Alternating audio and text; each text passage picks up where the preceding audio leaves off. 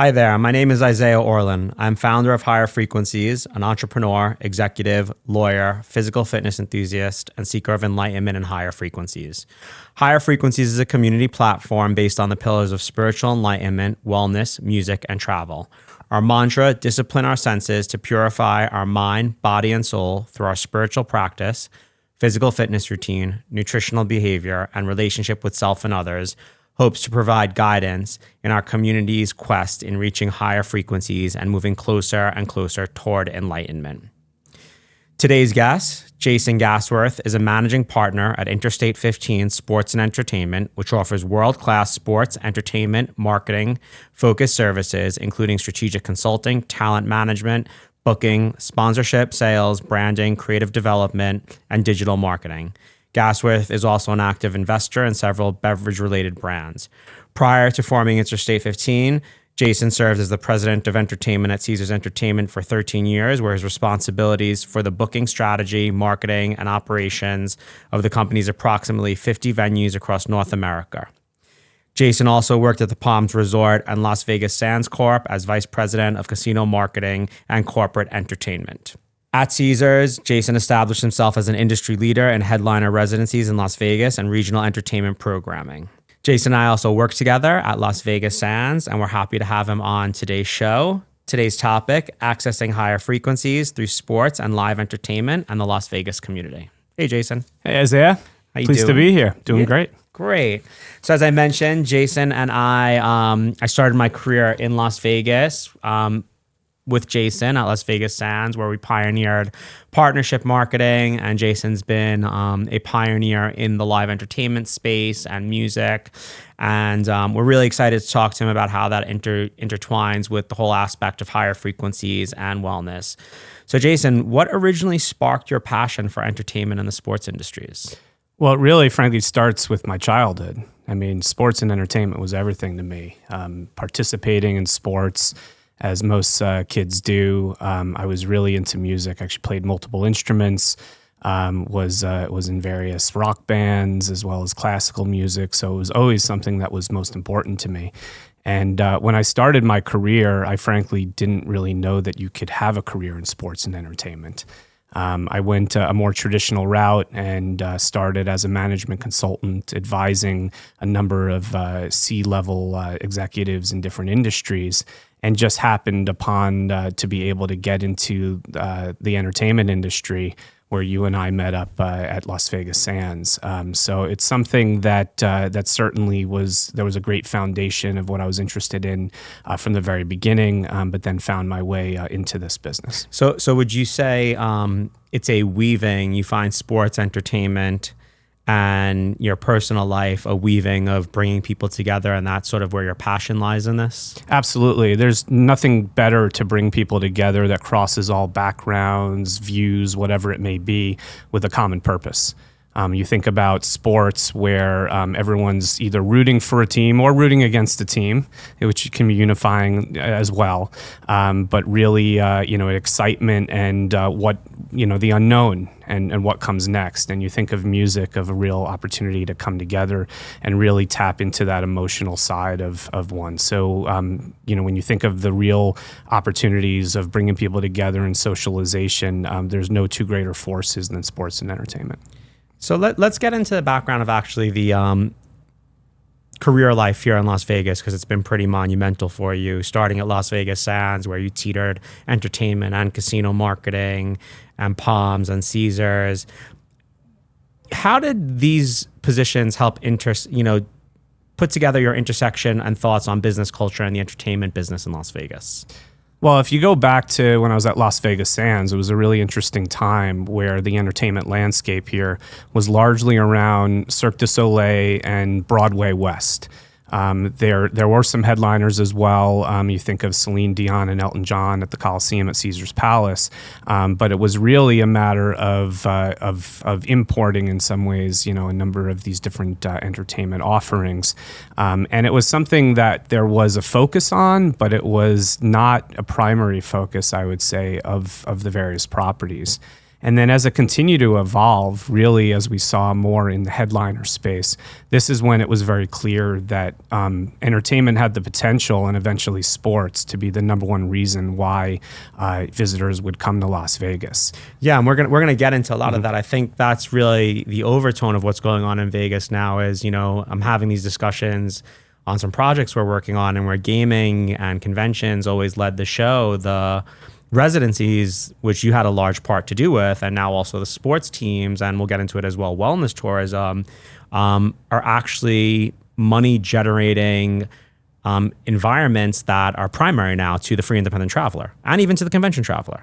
Yeah, absolutely. I mean, you see it as people are coming in and just wearing the various clothing of either the sports team or the entertainer.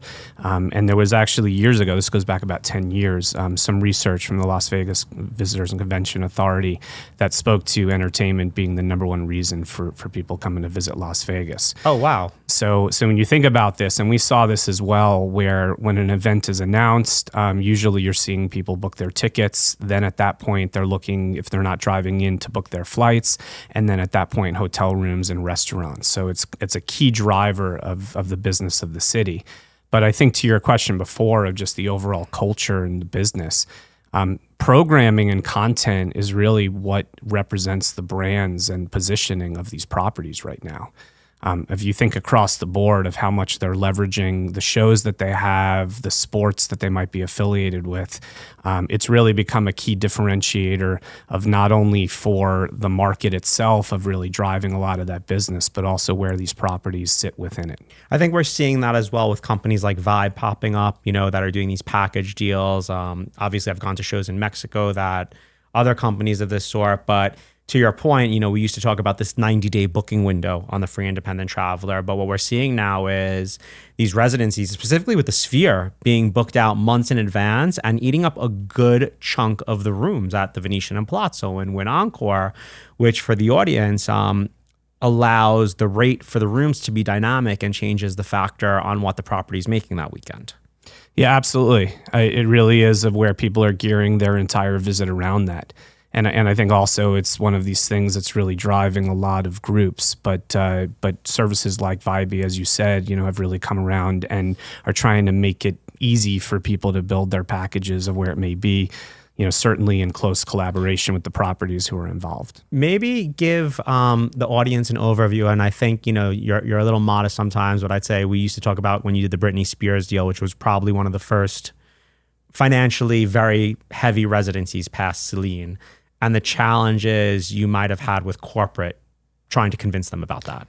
Yeah, this was a time where what we discovered is that the visitor to Las Vegas was becoming a lot younger. And it was really a determination that where there were great restaurants for them to go to and great nightclubs later at night, there was a real missing link of the type of entertainment that they might go to. So that was really more than anything, clearly defined a market need. And we did see some great foundation associated with headliners, like I mentioned, Celine and Elton, that there could be top headliners who could achieve residencies of having multiple shows in one venue, during the year. So we really started to think about, who would be the right artist to target. And you think of someone like Britney Spears, who had a 20-year career at that point, was appealing to everyone from their 20s to 40s. That was really the age demographic that was underserved. But it was unconventional. And to think too, there was no one, on the pop side who had done a residency like this. There certainly was, some background with some at least perceived risk. And it was never done before. So I think, at the end of the day, you have to take those moonshots associated with really moving the market a bit more. And it took a lot of convincing. Ultimately, it was a big bet. At that time, Caesars had Planet Hollywood, the property, but it actually wasn't operating the venue. So it was involved in acquiring the venue, booking the artist, and being able to launch something that had never been done at that level before. But the economics of it, both for the property for the artist. Well, first and foremost, Celine Dion and Elton John, those were still catering to the gaming customer. Those weren't really catering to a demographic, in my opinion, right? But the economics also changed both for the property and the artist as these shows became dialed in, would you say, in that, one, the artist has less risk of carrying the back line on the road. The room is set up. And because of that, the cost of production might go down a bit. Yeah, and that's how it can work. I mean, you're basically setting up a show and not having to put it up and take it down as much, as well as you mentioned, the travel costs. But I think what it also affords these resident headliners is an opportunity to really build a beautiful production that can sit in one place, that doesn't actually have to be flexible of traveling from place to place. So there really is, a real feeling of what is the customer experience within that theater space. How are they basically going through the entire often career span for that artist in a way where the production could be done, very customized to the theater. And I think ultimately, as you think of Britney Spears, that then led to Jennifer Lopez. So I always like to say, you have a point, and when you have 2 points, you have a line and a trend. That really started the wave where the thought was, okay, artists who are at the top of their game should really consider sitting down and doing a residency in Las Vegas. But I would say too, led to perhaps this vision as we now see with the Sphere, which certainly that is a customized experience and that type of technology. That by being in one place, it affords you the opportunity to really drive that higher level of production that you wouldn't see with a show that travels on the road. And the economics have changed again with the Sphere, right? Because the actual cost of production now is the programming of the content. Yes. We were talking about Anime, the DJ, the first electronic act there, sort of breaking even on those shows right now because he wants to deliver a certain content perspective, right? There's nothing like that venue in the world right now. Yeah, that's right. And I think this is what Vegas aspires to and continues to achieve is offering things that people can't see anywhere else. Right. You even see it associated with the sports experience. So what the Raiders and the Golden Knights do and the Aces of a type of fun environment that's really unlike any other. Maybe talk about that. The Knights in general, how that really changed because they were the catalyst. How that changed the dynamic structure for visitors, but also for locals. Yes. I think there was probably some skepticism of how much local support there might be for a sports team. And the Knights proved that it could happen. And certainly, it's a very welcoming environment and fun for visiting teams and their fans to come. But the locals really got behind the Knights. And it showed that as Vegas continues to grow as a community, that we can have best of both worlds. Well, I think also, and you've alluded to this in our private conversations, you have younger girls and they play hockey now, correct? And soccer. Mm-hmm. And when I got back to Vegas, what I found shocking was that all of my friends' kids, and I don't have kids, they play hockey now. Like it's become a tribal almost thing and brought the community together. Absolutely. And the Knights do a great job of getting into the community and I think really fostering that excitement and spirit among youth sports, as well as the organization. And it is one of these things, these kids look up to the Knights and in their excellence on the ice and off the ice and certainly has created, quite a bit of a youth sports culture.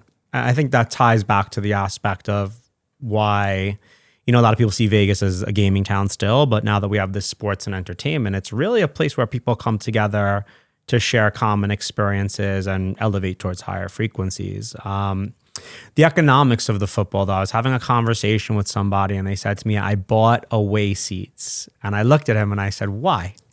And he said, oh, because I can sell them for a lot more. Mm-hmm. And, maybe talk to that people don't understand, much like the concerts. This creates another opportunity for people from other parts of the country and globe to come see their team in a different setting, which is very rare.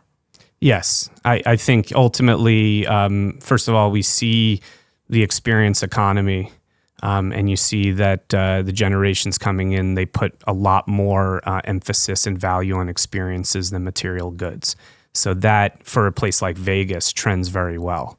I think with perspective of the athletic experience, it's all the things that they can do around it. There may be a primary purpose in why they're coming together, but there's so much offering. And as you mentioned, there's a number of people who come to Las Vegas and don't necessarily gamble. Right. There's all these other opportunities. But if you think about a group setting and people coming together, I can't think of any other place where there's so much variety of what one can do. So there may be that primary event, but then offshoots that allow a little bit more customization depending on the interest.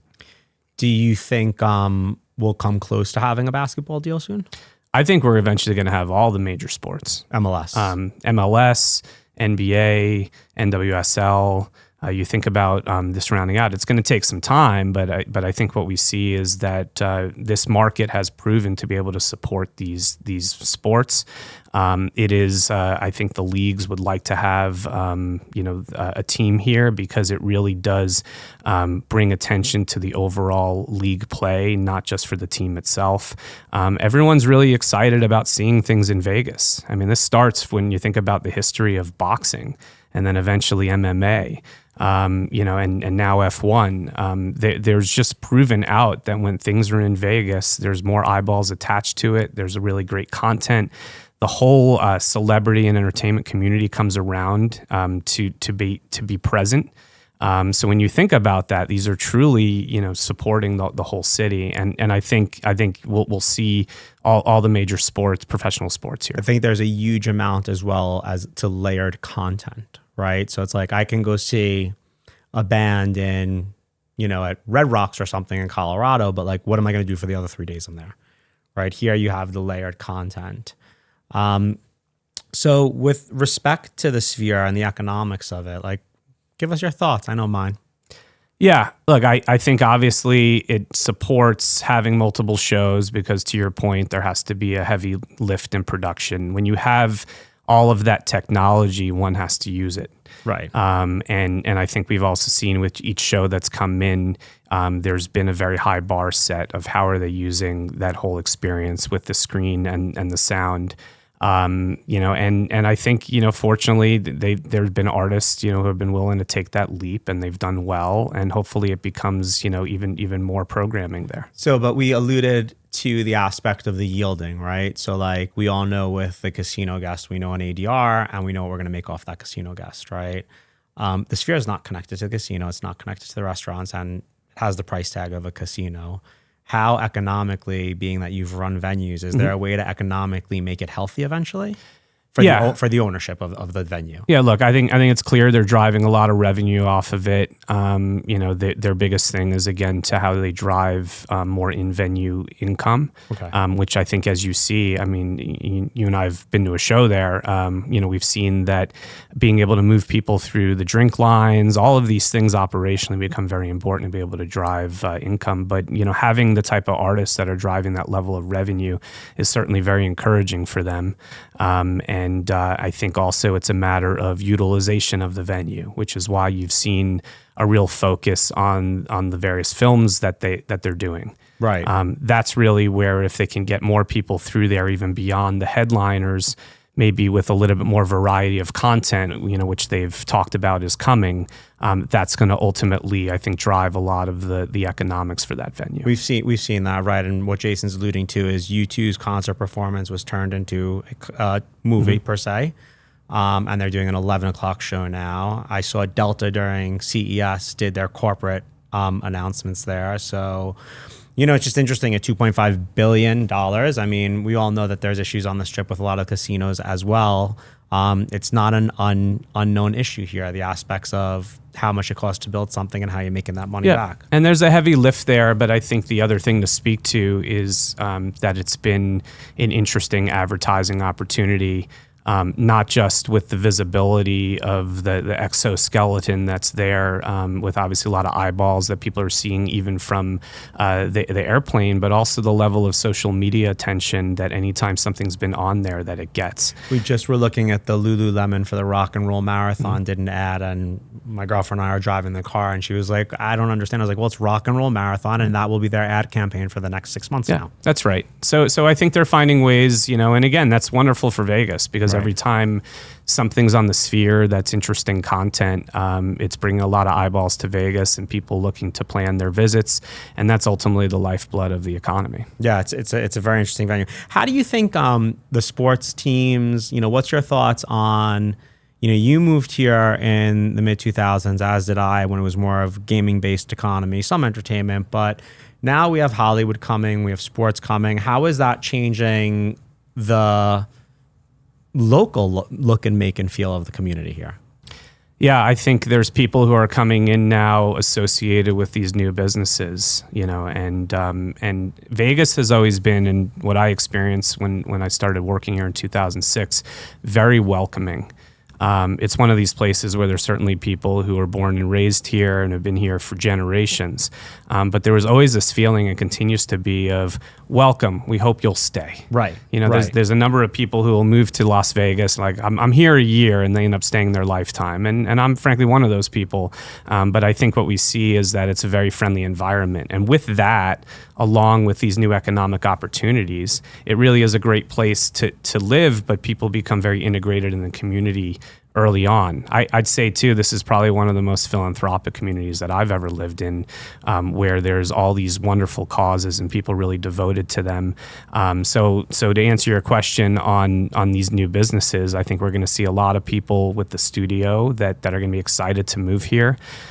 Certainly Vegas has this reputation far beyond when I first moved here of a really livable city and all the things that one would want, with all the excitement. And it's going to continue to grow, not only in population, but also a diversity of the type of people who come here.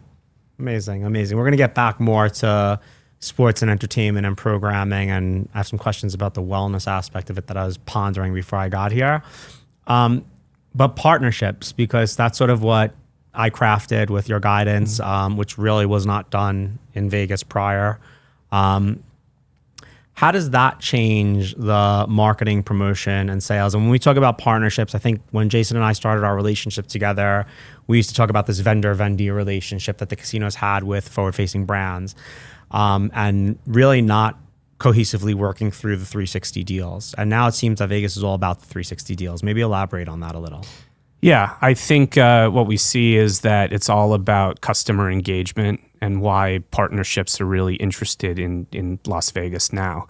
There's nothing better when someone comes to visit one of these properties and has an open mind of wanting to experience new things, whether they're here for business, but it's all about networking and new relationships, whether they're here for leisure, of really trying out different things. That's when they're heavily engaged. And if you think about this too, when you and I first were working on partnerships, so much of it was the focus on the on-property activation when someone's there. But when you start combining that with all of the pre-trip and the post-trip engagement and real brand affiliation, this is very powerful. And as you and I dealt with before, when everyone was looking at, how big is the MSA associated with Las Vegas, and really focused on the locals. Certainly the locals are important, but it was all about, which now these brands understand, how effective this marketing focus can be by reaching a national, if not global, audience as they devote their spend into these opportunities in Las Vegas. I think it's the inward and outward content usage, right? As well as the exponential effect of being able to use each other's social feeds and really have engagement. People are having experiences here that they can't have anywhere else, right? Absolutely. And I think it attaches to happiness. Correct. So when you think about not only brand awareness, there's certainly a lot of affinity. And I always explain to people and saying, when someone says, I had a good experience with the product or got to know the service when I was in Las Vegas, they're taking home with them that positive, outcome, and it's going to drive ultimately purchase behavior in their home market. So the $1 billion question then is, why hasn't then, if we're talking about Web 3.0 and AI and the gamification of everything, why are the loyalty marketing programs still here living in the 1970s? I think they're starting to evolve. I think that was your point before, where if you think about the loyalty marketing programs, they were built on a focus on gaming. I mean, we were still doing mailers when I got to Venetian and Palazzo. Yeah, and again, it's come across a long way. A lot more focus on social media, and I think customized content, and certainly moved to digital. Right. But I think, as with everything, those were and still are largely focused on gaming audiences with an understanding of how do you actually build that loyalty in non-gaming opportunities. But it's really what its origination is. But I do think that as the customer behavior continues to change, and they're thinking about their experience in Las Vegas holistically, those loyalty programs, will continue to evolve. And as we talked about too, how do they best engage with people outside of the property environment? If you think of, for instance, sports betting now, and how, in these various states, people are engaging outside of the casinos with apps. And that's a real opportunity where they're feeling a closeness with the brand, even when they're not visiting the properties, for those companies that have sports betting applications that also have brick and mortar. I think it's also the aspect of how do you allow the consumer to have a gamification experience where they might not be gambling money, they might be having other things, but earning into a program here so that they physically come back to Vegas. Yes. Yeah. And you're seeing it more and more in the non-gaming side of it. I mean, just anecdotally, where similar to other hotel loyalty programs, seeing people saying, I might as well go to that restaurant at that particular property where I have the card because I'm able to earn points and at least get rewarded for it. So obviously with those type of programs, you want to have retention and dedication of spend, in the family. And I think you're starting to see that come through. Interesting. So, wellness is a big sector that I'm a fan of, and obviously you have the sports teams here. Where do you see wellness tourism going here in Las Vegas? I think it's really the next frontier. Interestingly enough, and it's a little bit of irony. Come to Las Vegas and focus on wellness, right? Yeah, but this is there was just that thing over at the Expo Center. Yeah. It's like the new CrossFit. I forget what it's called, but there were like tens of thousands of people roaming around the street. Absolutely, you didn't let me finish my butt on this, so it's positive, But yeah, no, it's very much when you think about those that there's just a general trend that people want to take better care of themselves. You even see it a little bit, when they're sort of going off of their program a little bit, that it's really something where they're recognizing that and they say, okay, how do I stick to it? So the idea of actually coming where they do have leisure, and being able to come to a place like Las Vegas, where you have all these different things to do, certainly wellness can be a big part of that. It's something that they want to continue forward. And in fact, I think, and you would know this most, is that sometimes people aren't able to focus as much on their wellness because of not having enough time. So if they're in a place like Las Vegas where they can actually dedicate the time because it's a mini vacation of sorts, that's going to be something that they're probably going to want to reward themselves with, of actually putting in the work when they do have the time to be able to pursue some of those things. I mean, we had Canyon Ranch at the Venetian and Palazzo. There's been a wellness. There's people who come to Vegas and they want to eat well, they want to rest, get massages, but now we're also going through this globalization of medicine 3.0, and maybe I can learn about my nutrition. I was having this thought today about and I wanted to get your thoughts on it. You have the Andrew Hubermans of the world, or athletes. Do you ever see a not per se like a Tony Robbins type experience, but where you can do programming around a wellness podcaster over a weekend? Yeah, I think there are going to be things similar to where you bring like-minded individuals together. Right. You have that with all these other conventions. But I also think, too, that to go further, there's opportunities where these can be elements across the board that are here. There's, as you said, like really inventive cuisine that happens to be healthy, that you're seeing more and more of these restaurants pop up. I think there's a real focus on the level of fitness centers and spas that are there. There's people that want to go for runs. And trying to guide them in an area of where to go in the city. Were you at the Venetian when we first did the rock and roll marathon? That deal first came through? Yeah, we worked on that. Yeah, absolutely. So I think all of these things are coming. And as wellness becomes that much more a focus of the population, obviously they're going to want to continue on, when they're here, or for the special programming as you're mentioning. So do you, when we come into let's go back to entertainment for a bit, right? So we have the sports coming now, right? The A's are coming. 40,000 seats or 60? It's going to be in between 30 and 40. Okay. Yeah. So much smaller than a traditional baseball stadium, as is Allegiant. It's only 60, which most football is 100 now because they'd rather yield the pricing, is my understanding. Do you have any thoughts on what the next frontier of entertainment is going to look like? I think we're going to start seeing really innovative entertainment that incorporates new technology. You sort of have this combination of really intimate experiences, as you see with these headliner residencies. Obviously, a great history of production shows. Some of the biggest acts with in spectacle with Cirque du Soleil, and then you see what the Sphere has done in a large scale. But I think what people are looking to have is something where they can really be enveloped in the entertainment experience.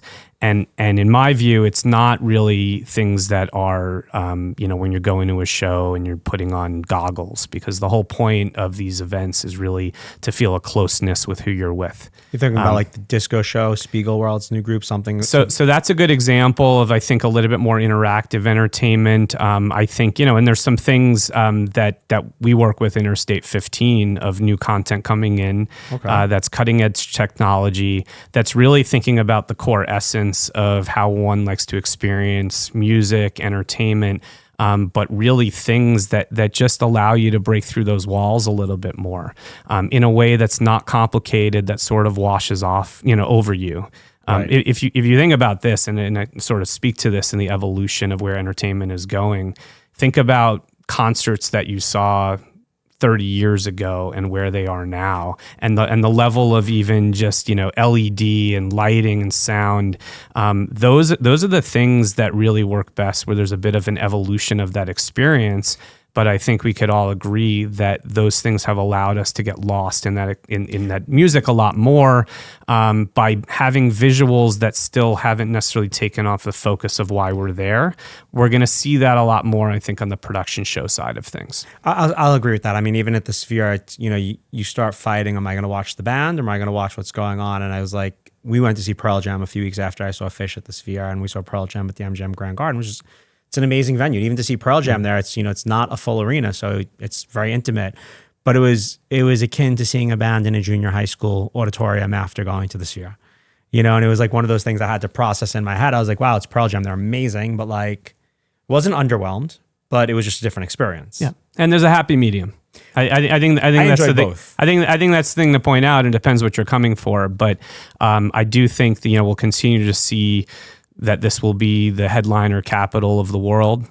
But we're also going to see that there's a real desire for more production show type of content. But the expectation is going to be that it's really going to have a foundation of new innovative technology that supports it. So look, how does, in your opinion though, so this is all the business aspect of things, right? And I came back to Vegas and feel that there's something a little more spiritual going on here, right? Do you feel the energy has shifted in terms of what people are getting out of versus leaving, not in the best shape after 4 days in Vegas? Yeah. I still think that latter part exists. However, of course it does. It's not going away. However, I'm seeing more, and this is a little bit of also a post-COVID, dynamic that people are realizing when they couldn't be with each other of how important it is in just human relationships and really what life is all about. And I think they're seeing Vegas as a perfect place, meeting spot for, as I said, all of this different variety of experiences. And I think because of that, it's one of these things that's gone far beyond the wild and crazy Vegas weekend. It's for many people a place where they can really pursue their passions and with the people that they love. And with that probably brings a certain level of again, focus on when they're here, an aspect of wellness that they don't necessarily have to break out of their routine in a positive way while they're here. And if there are things, again, that they can learn a little bit more that they can bring back home with them in that aspect, I think it probably exists. So you work with a number of athletes at Interstate 15.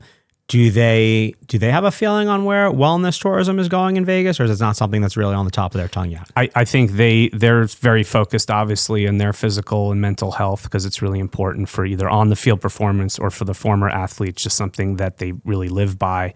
And they, as they go and they speak about it, they obviously should live it. I think jury's still out on that. Gotcha. I think there's an element too where it's going to take, the city and the properties to realize that that's an important aspect. I mean, there's been even discussion too as the healthcare system continues to build out here, and we obviously have some amazing healthcare facilities, but more coming. What can happen actually in combining that side of it with also just overarching, wellness support. But these are things that eventually, as some are pioneers in it, the rest of the city follows to say, okay, we need to have this aspect too. And I give you just a quick example, right? Think about, and this goes back, some decades, probably 25 years ago, that a celebrity chef restaurant, they say Spago as the first. Wolfgang was the first. That was the first. And you think about it now, it's like if you're a property and don't have a celebrity chef restaurant, Correct. It's probably an issue. But it took some time for these properties to realize the power of that. So I think that just like anything in Vegas, the nice thing about this though is because you have such hyper competition as well as collaboration, it's always an interesting dynamic in this market.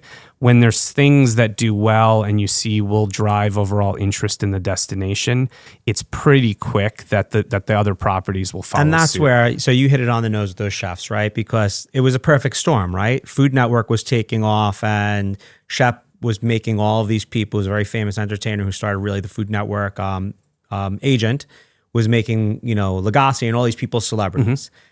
The only place that chefs could really showcase and become a celebrity at that point was a place like Vegas, right? So we got to a point where the billboards were all chefs, in the mid 2000s here. I brought up the podcast community in health and wellness before. I think we're in that perfect storm is here as well, with the wellness podcasters, with the sports teams, that there's an opportunity to create an integrated resort experience around wellness more than just your 50,000 square foot, hey, I'm going to go run. Yes. And what that might look like from the entertainment side as well. Yes. Yeah. And it can be fun. No, it's not supposed to be boring, right, but I think the locals too, my thought process there is that the locals, and I'd love to hear your thoughts on this, that you hit it on the nose. There's been a large investment in the medical community here, which we've needed, and the universities are rallying around it, but it's still preventative. It's still proactive, not preventative, mm-hmm. Right? It's not medicine 3.0 yet, right? There's an opportunity where both tourists and locals are looking for, how do I not become unhealthy? Mm-hmm. Right? And what does that look like? And to them, it can still be fun though, right? Yes. As we just saw with, the name is skipping me, but it was like a Spartan race, but it's like the new CrossFit. It was crazy over at the convention center, mm-hmm. Question is what financially that looks like for the property. Yeah. Yeah. And I think if there's enough critical mass, that's right. When they actually really devote to it. And there's a difference between events, pop-ups, and having something that's every day. But I think, ultimately it's going to be driven by customer behavior. Right. It's what people are looking for.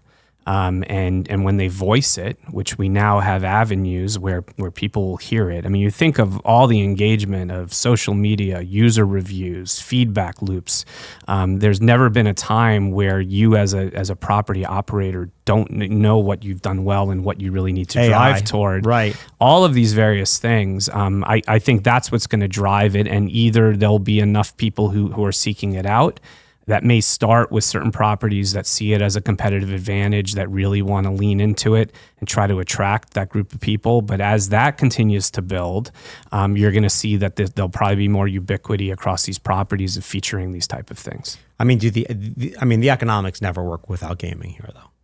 Yeah, I mean, look, it helps for Right, sure. right. I think what it allows these properties to do is maybe to Diversify. invest more heavily and take bigger risks. I used to always explain this, as we looked at some of these big bets in entertainment. I said, look, the expectation is that we are successful commercial promoters that are able to drive profits off the entertainment itself. But it certainly doesn't hurt that in bringing all of these people here, there's at least a bit of a safety net, that maybe there's an appetite to take a greater level of risk than one would have without that. But you told me at one point that Caesars, I believe, behind Live Nation and AAG, was one of the largest ticketers. Yeah, as we consolidated the business and we had at that point the only two on-strip resident headliner theaters, Caesars was the third largest live entertainment promoter in the U.S., only second to Live Nation and AEG. And then you went into partnerships with... And we were in partnerships with them actually throughout, but if you Right. think of a very active role in it and sharing risk and booking, but just like any other businesses, then the competitors came in and launched successful theaters as well. And look, what's great is that it's helped build the destination. When you think about this, ultimately these properties benefit from when there's overall activity in the city itself, not just for their own things. There's certainly a focus of what you have because you're grabbing market share from it. But as you have on any given night, 5 of the biggest shows in the world happening at one time, that's probably good for the city, even if it's hyper competitive. I see it with what Live Nation's producing in a given weekend now is it's a little outrageous. Yeah, it's tremendous. It's Yeah. tremendous. But I think, and there's an expectation. I mean, I think that's the biggest thing is that I'll talk to people and they're sometimes like, oh, I just expected there to be everything going on at one time and one night. Like that's the expectation now in this market. Right, Yeah. right. But what it does too is, one of our biggest challenges as we were trying to attract headliners to play here was thinking through like, okay, do I want to devote myself to Las Vegas? Has that flipped now? His flipped Completely. significantly. Now they're I mean, begging to come here. There's actually artists that I remember having conversations with of either saying, hey, I don't think you're ready yet, or a more difficult conversation of saying, I don't think there's really an opportunity here, of really thinking through of an ability to really sustain that level of business. But it wasn't that way before. We were pitching and having to convince artists. And now if you talk about it, the term residency is pretty widely known, not only in the industry. It was not back then. But it's also for the fans. The other side of this is that it's a natural conversation with artists of saying, when are you going to do your residency? I mean look, that's what I'm most proud of, that this is a major aspect of the overall entertainment industry now. It gives artists also a second breath of light, as we see with the Backstreet Boys Yes. that just went on sale this week. The fact that they're adding shows, Yes. and I know that's the gimmick at the Sphere, put a few shows on sale, burn them out, but all the dates are there anyway. But I mean, those guys, I don't know if a national tour would work so well for them. Well, here's the thing with the Backstreet Boys. First of all, they're wonderful people, and I work closely with them. Yeah. When they had the residency with us at Planet Hollywood, I forgot about that. It was a tremendous success. I give them a ton of credit because they really embraced it and did everything cultural they could icons. to promote it. They're great with their fans. They then went on to have very successful tours, some of their biggest tours since they first started, which ultimately led to this ability to having a very successful residency in a much larger venue. I mean, they're selling out. So yes, so I think that's the power of it. There was so much focus. I like to tell a story when we announced the Backstreet Boys residency. I happened to be traveling to a family event, and I was in this random hotel on Long Island, and all of a sudden, like, I just hear screams from people, and it's people looking at their phones. The Backstreet Boys have announced a residency. And I smiled and I said, that's the power of the platform, that when someone's doing a residency, it's a big deal. Well, and it has like tons of attention. And you think about, how media has embraced it, and they go on these morning shows and these late night shows and talking about it. But it's in some ways now that if you have a residency, you've arrived. You have a level of importance that's unlike others. And it's also a different level to those people that were screaming, right? It's a reason you're not going to call all your girlfriends or guy friends for the dead or whatever and say, hey, let's go see a show in Albuquerque, right? But it's a reason to get the gang back together and come somewhere. Right. That's and right. you don't have to focus it on one weekend. You can find a night that works for everybody over the course of 3-4 months. That's exactly right. And I think those are two important points that no one's sad of coming to Vegas to experience this all together. No. They're just trying to figure out like how do they make it work. And then yes, the level of scheduling flexibility because of those multiple shows does allow people, especially if they're coming in from different places, to figure out aligning on one of those dates. Is there one entertainment that was very interesting, and I forgot that you worked with them on that. Yep. And those guys are cultural icons globally. Is there any one artist or deal you worked on that really just sticks out from the rest? I know you've worked on so much. They're all different in special ways. I think whether it's the preparation for it, getting to know the artists, the type of shows that they've produced. I've been blessed to work with some of the greatest entertainers in history, and really getting to know them as people. And I think that's what really shows in their shows. Of where they're really connecting with the audience. They're able to let their hair down a little bit when they're in a theater that they know so well, an environment, a show production that allows them to really, have that emotional connection. And seeing that behind the scenes has been definitely a privilege. What's your feeling on, so we look at other cities like, Las Vegas is at a turning point now where it's becoming an actual entity on its own past the Strip, right? We look at other cities like Austin or Wynwood, Miami, or even what Dan Gilbert's done in Detroit. Do you think there's an opportunity here to develop a thriving downtown similar to that? I think so. And I think you're seeing it already. It just has to also continue to evolve. Right. There's really interesting new restaurants that are popping up. And I think you probably see that a lot more, interesting enough, in downtown and the suburbs, more so than the Strip. Correct. The Strip has to be things that visitors really know already. That's why you see a lot of insourcing of brands for restaurants that are coming in. But not only culinary, an arts community in downtown, aspiring musicians, digital nomads, maybe. Yeah, and all of these things I think are coming to be, and they're important for us to continue to not just be an import city. To really have things that we stand for. Now we have some great homegrown bands, as you can think about, the Killers and Panic at the Disco and Imagine Dragons. There's a number of others, and there's some really great up and coming artists, in the music community here. But I do think that is going to be something that people continue to focus on in the suburbs, downtown, that also tourists are very much going to be attracted to as well, of wanting to experience something that's a little bit different. I've noticed it. Look, I eat out a lot downtown. We were at Main Street Provisions for Valentine's Day, and these restaurants are jam-packed, and the service is phenomenal. The food's phenomenal. Esther's is doing great in their new location. It's great to see. There's a new music bar that opened in that area, Echo. So it's great to see. I think there's still a question of what the master plan might look like, right? We have Symphony Park, we have the Arts District, but what is this all going to bring together, and how is this really going to be formed into a city? Yeah, it's coming, but I think a lot of these things, as they sort of pop up a little bit in silos, it's actually the connections that are even more important. But I don't know if the silos work. I think there has to be a collective thought process and effort. Well, that's the idea. That's the thing. Unfortunately, when you have these pockets, it's really the areas in between. So Correct. To your point, there has to be an overarching plan, and has it all connect. I would argue, too, that over time, there's going to have to be a greater focus on public transportation. If you think of some of the evolution of downtowns in other cities, the ability to be able to just hop on and off of light rail, for instance, and being able to get from one spot to another is going to be really important. And downtown is probably a good experiment for that, more so because it's a little bit more open. And having these areas of connecting, a neighborhood like Symphony Park, which is certainly developing, some of the Fremont area. But I think these things will come in time. The good news is I do think it will happen. I think you see these positive trends. And we drove here today and we saw the city clearly is prepping for it because we couldn't get down a road because of all the construction, right? This is true. And my sense of direction. Yeah. So this was a scary moment for me. But at least... You're asking me to navigate. I was like, I don't know, bro. Like, I'll wave you down once we get there. Right. My understanding, though, in some of the conversations I've had with UNLV is that connector there is coming on that Maryland construction way over there. So...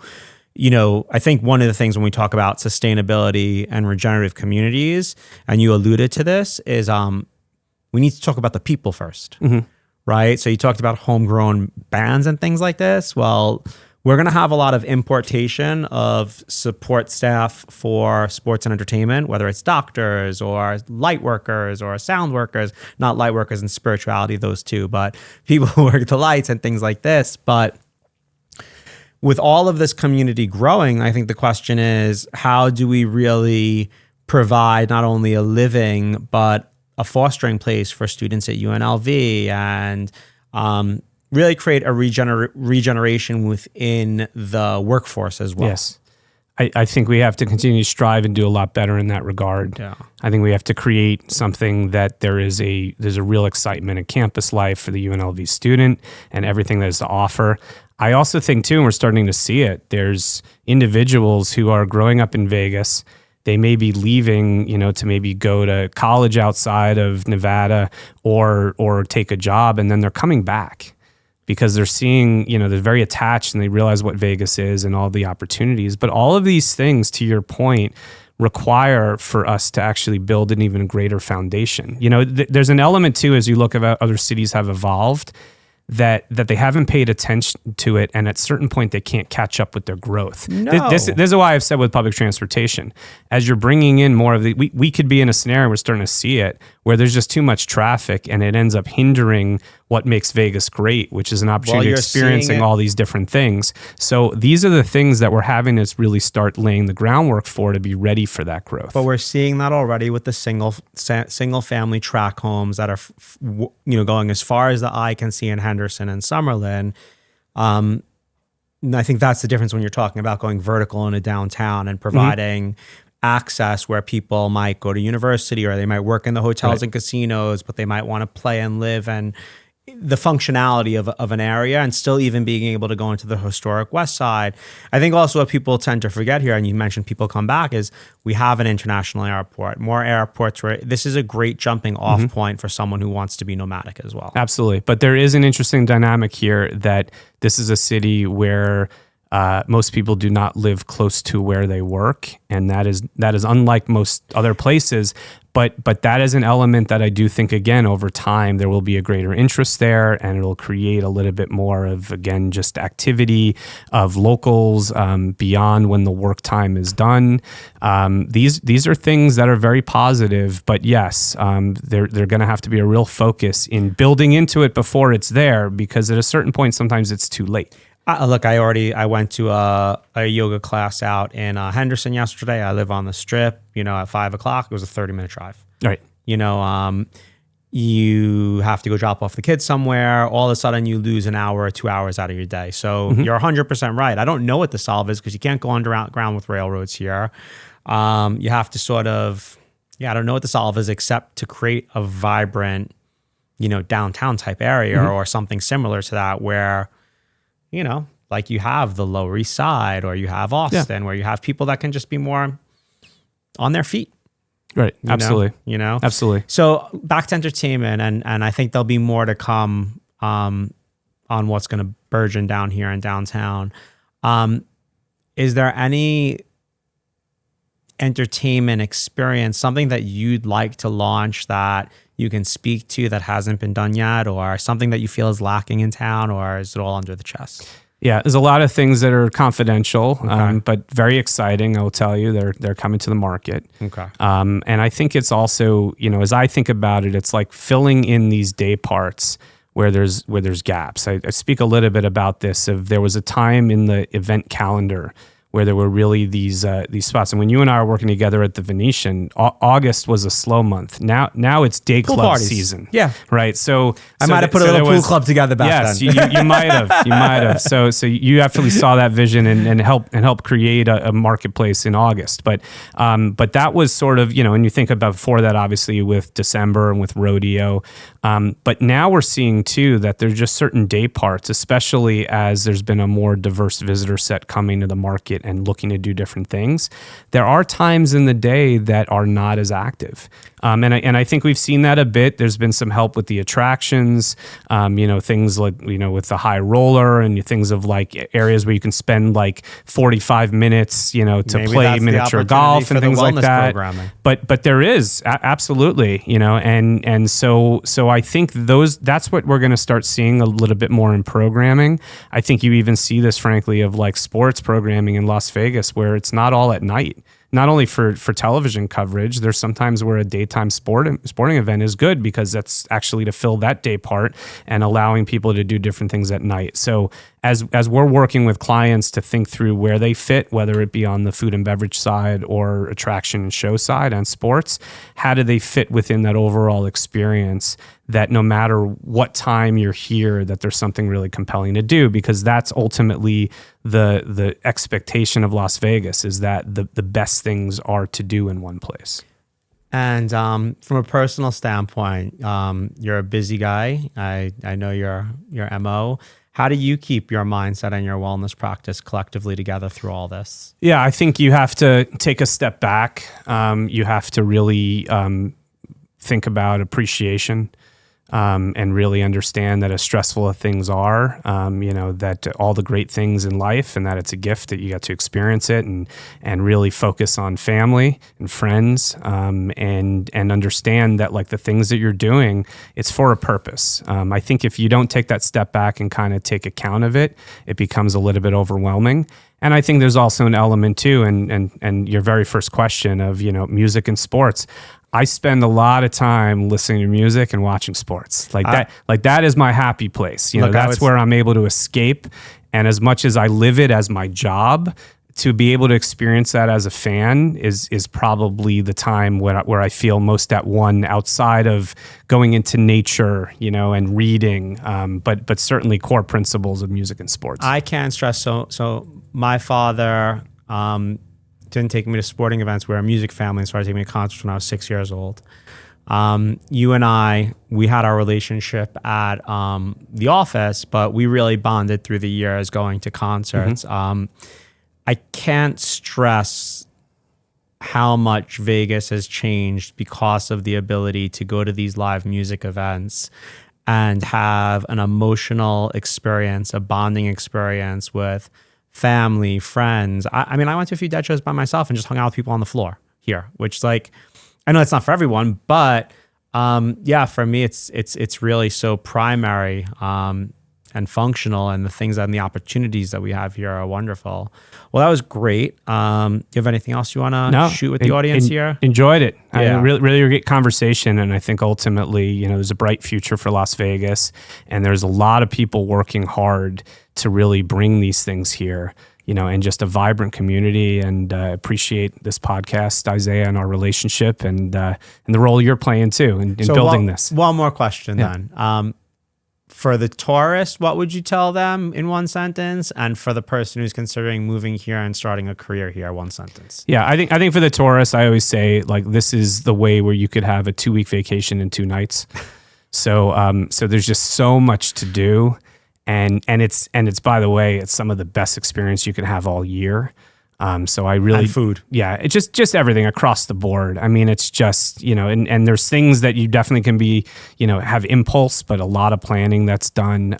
So I think, and that continues to prove out. I think ultimately it comes down to a sense of community. I tell people as they're thinking of living here, everyone here is super friendly. They're welcoming. It's a beautiful network. Everyone's looking to help each other out. There's all these amazing things to do. Las Vegas is a great place to live with great recreation, as well as all of this, exciting content in these different areas. And I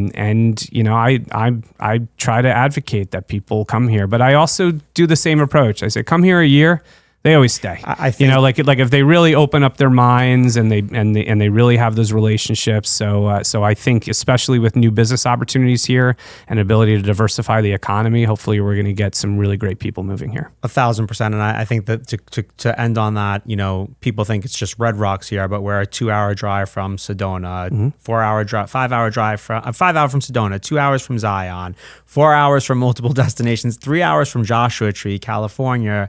It's just endless, the day trips or the 2-day trips when you live here, that you just don't have to get on a plane. For the friends, for family, for everything. Yes, we named our company Interstate 15 because we're certainly centered in Las Vegas. Correct. But that road takes you to some amazing places from where we are today, either going north to Utah or to California. And that's really what we represent as a business, but also in how we live with my partners and I, very much of thinking through that this is a place that, yes, as you said, expands far beyond, the center of Las Vegas.